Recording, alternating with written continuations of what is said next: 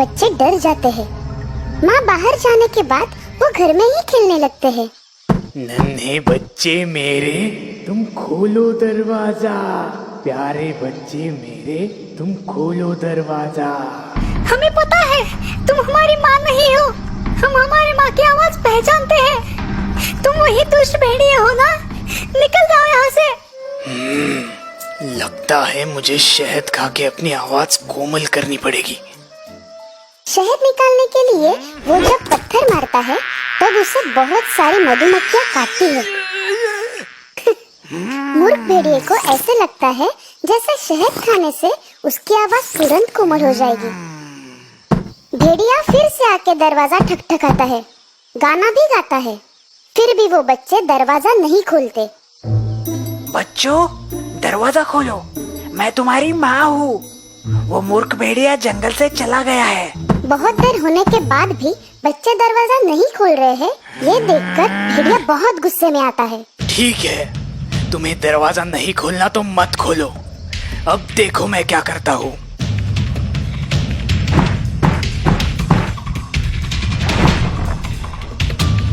दरवाजा टूटने के बाद भेड़िए का वो डरावना रूप देखकर सब नन्हे बच्चे डर जाते हैं। सब यहाँ वहाँ छुपने की कोशिश करते हैं। उनमें से सबसे छोटी बकरी एक बड़ी सी घड़ी में छुप जाती है। क्या तुम मेरे साथ लुका छुपी खेलना चाहते हो? तुमने मुझे बहुत सताया है। तुम सबको मैं मस्त पका कर खाने वाला हूँ। फिर पेट में खेलना लुका छुपी। भेड़िया एक एक करके सभी नन्ही बकरियों को ढूंढ ढूंढ कर निकालता है और बोरी में डालकर ले जाता है। बस वो घड़ी में छुपी हुई नन्ही बकरी बच जाती है। माँ बकरी बाजार से आने के बाद दरवाजा खुला देखते ही भागकर अंदर आती है। बिखरा हुआ सामान और जमीन पर भेड़िए के पैरों के निशान देखकर वो डर जाती है। बच्चों की याद में रोने लगती है। माँ, वो भेड़िया मेरे सारे बहन भाइयों को लेके गया। तभी बकरी माँ नन्ही बकरी को साथ लेकर जंगल की ओर निकल पड़ती है। क्या तुम्हें उस दुष्ट भेड़िए का घर मालूम है? बकरी चुपके से भेड़िए का घर झांकती है। बकरी का बच्चा बोरी देखकर अपनी माँ को बताता है। माँ, वो देखो, उसी में बांध कर रखा है सबको। इतना सारा खाना पकाने के लिए मुझे और लकड़ियाँ चाहिए। जैसे ही भेड़िया बाहर जाता है, वो नन्ही बकरी और माँ अपने परिवार को छुड़ाने के लिए अंदर जाते हैं और भेड़िया आने से पहले उस बोरी में पत्थर डालकर वही छुप जाते हैं। कुछ ही देर में भेड़िया वापस आता है। बोरी को दूर से ही देखकर अपने काम में लग जाता है। अब इस भेड़िए को अच्छा सबक सिखाते हैं।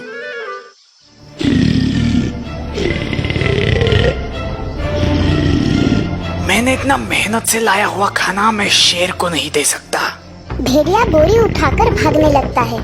बकरी के बच्चे पीछे से आवाज निकालकर उसे डराते रहते हैं। भेड़िया जोर जोर से भागता है। इस बोरी का वजन इतना भारी क्यों है? आखिरकार भागते भागते वो थक जाता है। पानी में गिरते ही मगरमच्छ भेड़िए को खा जाते हैं और इस प्रकार दुष्ट भेड़िए का अंत होता है। तो दोस्तों, इस कहानी से हमें ये सीख मिलती है कि हमें किसी की कमजोरी पर हंसना नहीं चाहिए और अपनी ताकत पर घमंड भी नहीं करना चाहिए, क्योंकि हर कमजोर बुद्धू नहीं होता और हर ताकतवर समझदार नहीं होता।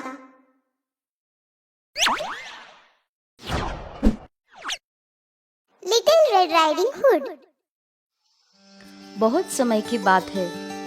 दूर देश में एक छोटा सा गांव था, जहाँ एक नन्ही सी लड़की रहती थी, जिसका नाम था रेड राइडिंग हुड।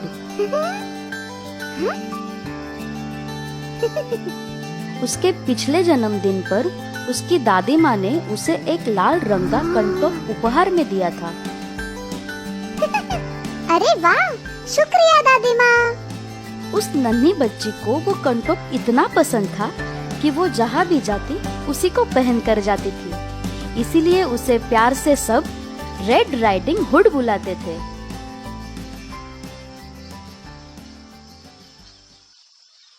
एक दिन उनको दादी माँ के बीमार होने की खबर मिली। तुरंत ही उसकी माँ ने दादी माँ के लिए चिकन सूप और रोटी बनाई। उसे एक टोकरी में डालकर वो टोकरी माँ ने रेड राइडिंग हुड को दी और उससे कहा, याद रखना रेड, जंगल से गुजरते वक्त सीधे रास्ते पर चलते रहना। कोई अजनबी मिले तो उससे बात मत करना। हाँ माँ, मैं सीधे दादी माँ के घर ही जाऊंगी। Bye bye. प्यारी सी धुन गुनगुनाते हुए नंदी रेड राइडिंग हुड जंगल के रास्ते जा रही थी।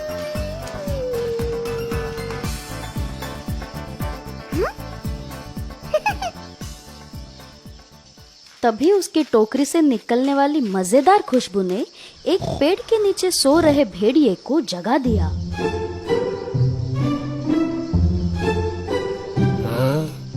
एक नन्हा शिकार, लेकिन ये जा का रहा है।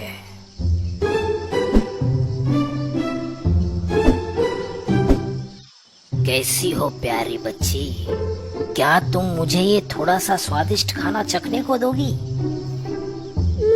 मुझे माफ कर दीजिए, मैं ये नहीं दे सकती। ये सूप मैं अपनी बीमार दादी माँ के लिए लेकर जा रही हूँ, जो अकेली रहती है। आप ये सेब ले सकते हो। दादी माँ अकेली ही रहती है, तो पहले दादी माँ को निगलते हैं और बाद में इसे, लेकिन तब तक इसे रोकना होगा। अरे रुको, मेरी बात तो सुनो। मुझे पता है कि तुम्हारी बीमार दादी माँ कैसे ठीक हो सकती है। सच में? पर कैसे? क्या आप मुझे बता सकते हैं? वह जो तुम स्ट्रॉबेरीज देख रही हो, उनमें जादुई शक्ति है। उनमें से थोड़ी अपनी दादी माँ के लिए ले जाओगी तो वो जल्दी ठीक हो जाएगी। अरे वाह, आपका बहुत बहुत धन्यवाद। मैं अभी जाकर थोड़ी सी ले लेती हूँ। चलो, पहले दादी माँ के घर चलो। नन्ही रेड अपनी दादी माँ के लिए रसीली स्ट्रॉबेरीज चुन रही थी। तभी भेड़िया वहाँ से दादी माँ के घर की ओर भाग निकला। उसने सोच लिया था कि वो पहले दादी माँ और फिर रेड राइडिंग हुड को निगल जाएगा। जैसे ही भेड़िया दादी माँ के घर पहुँचा, उसने देखा कि दादी माँ पलंग पर आराम से सो रही है। क्या आराम से लेटी है? हाँ? कौन? तुम यहाँ क्यों आए हो? तुम्हें और तुम्हारी पोती को एक साथ निगलने। हाँ? चले जाओ यहाँ से। गाना गुनगुनाते हुए रेड राइडिंग हुड अपने दादी माँ के घर पहुंची, पर जैसे ही वो अंदर गई, अपनी दादी माँ को देखकर थोड़ा सा चौंक गई। वो उनके बेड के पास आई और उनसे पूछा, अरे, आपकी आंखें इतनी बड़ी क्यों है दादी माँ? ताकि मैं तुम्हें अच्छे से देख सकूं मेरी बच्ची। और आपकी आवाज इतनी भारी क्यों लग रही है? ताकि मैं तुम्हें अच्छे से बुला सकूं मेरी बच्ची। और आपके हाथ इतने बड़े क्यों हैं? ताकि मैं तुम्हें अच्छे से गले लगा सकूं। हाँ? और आपका मुंह इतना बड़ा क्यों? ताकि मैं तुझे पूरा निगल जाऊं।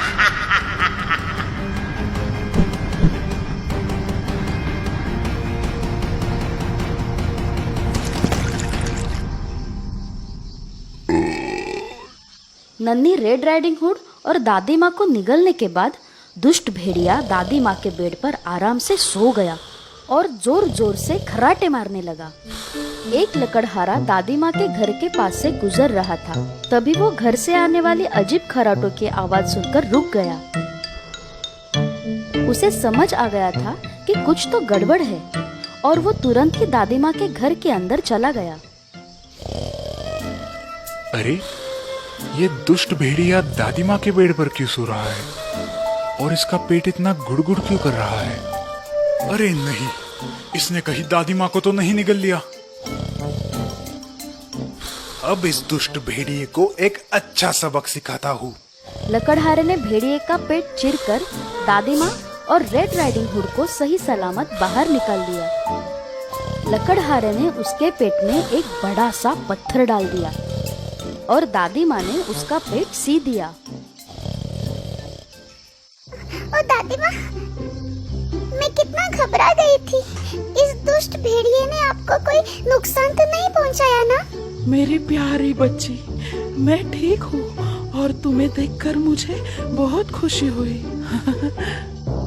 तुम्हारा बहुत बहुत धन्यवाद। इसके बाद तीनों चुपचाप छिप गए और भेड़िए के बाहर आने का इंतजार करने लगे। भेड़िया अपनी नींद पूरी करके उठ गया। उठने के बाद उसे बहुत ज्यादा प्यास लगी हुई थी। अरे मेरा पेट इतना भारी क्यों लग रहा है? पत्थर का भार भेड़िया ज्यादा देर तक सहन नहीं कर पाया और फिसलकर नदी में जा गिरा और डूब गया। बाय बाय दुष्ट भेड़िए। नन्ही रेड राइडिंग हुड ने अपने दादी माँ से ये वादा किया कि वो कभी भी किसी अजनबी से बात नहीं करेगी। उसने लकड़हारे का भी शुक्रिया अदा किया और फिर उन तीनों ने हंसी खुशी एक साथ पूरा दिन गुजारा और मजे से साथ बैठकर चॉकलेट केक खाया। मुझे और दादी माँ को बचाने के लिए धन्यवाद। अच्छे नहीं लगते थे। मुझे इन बच्चों से कब छुटकारा मिलेगा? एक दिन बच्चे अपने कमरे में खेल रहे थे। तब लकड़हारे की बीवी ने उनसे कहा, सुनिए, इन थोड़े पैसों में हमारा गुजारा नहीं हो पा रहा। ऐसा करते हैं, बच्चों को जंगल में छोड़ाते हैं। क्या? जंगल? पर बच्चों की सौतेली माँ ने ये फैसला कर लिया था कि जैसे ही लकड़हारा बाजार के लिए निकल जाएगा, वो बच्चों को जंगल में छोड़ाएगी। हैंसल अपने सौतेली माँ के शब्द सुनकर दुखी हो जाता है, पर जल्द ही उसे एक तरकीब सूझती है। चतुर हैंसल ने अपने घर के पास पड़े हुए चमकीले पत्थरों को इकट्ठा किया। इन चमकीले पत्थरों की मदद से हम अपने घर वापस आ सकते हैं।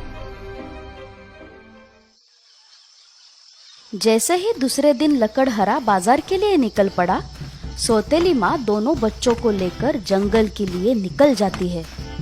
घने जंगल से चलते चलते हैंसल चमकीले पत्थर जमीन पर गिराता रहता है।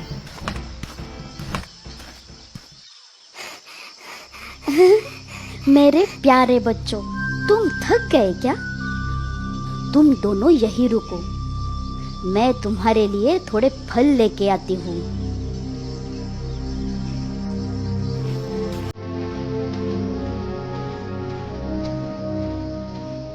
पूरा दिन बीत गया, पर बच्चों की सौतेली माँ वापस नहीं आई। मुझे बहुत डर लग रहा है। घबराओ मत, हम चमकीले पत्थरों के सहारे जरूर घर पहुंच जाएंगे। दोनों बच्चे घबराए हुए रास्ते से चल पड़े, पर चमकीले पत्थरों ने उन्हें सही सलामत घर पहुंचा दिया।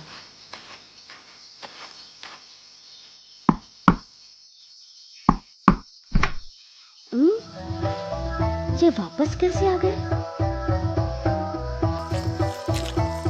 कुछ दिन बाद बच्चों की सौतेली माँ उनसे कहती है, बच्चों, चलो आज हम जंगल में घूमने चलते हैं।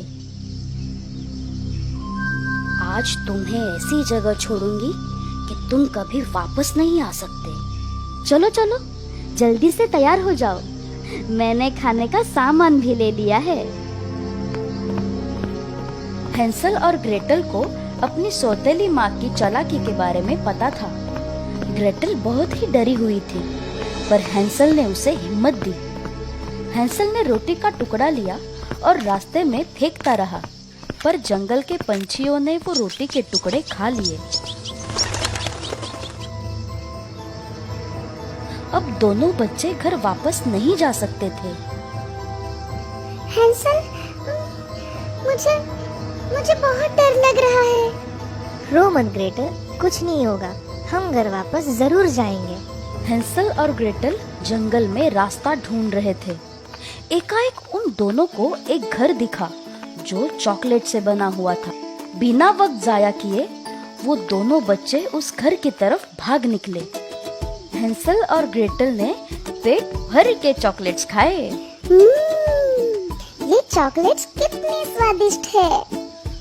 हैंसल और ग्रेटल चॉकलेट्स खाने में मग्न थे। वो दोनों बच्चे खतरे से अनजान थे। चॉकलेट के घर का दरवाजा खुला और एक बूढ़ी औरत बाहर आई।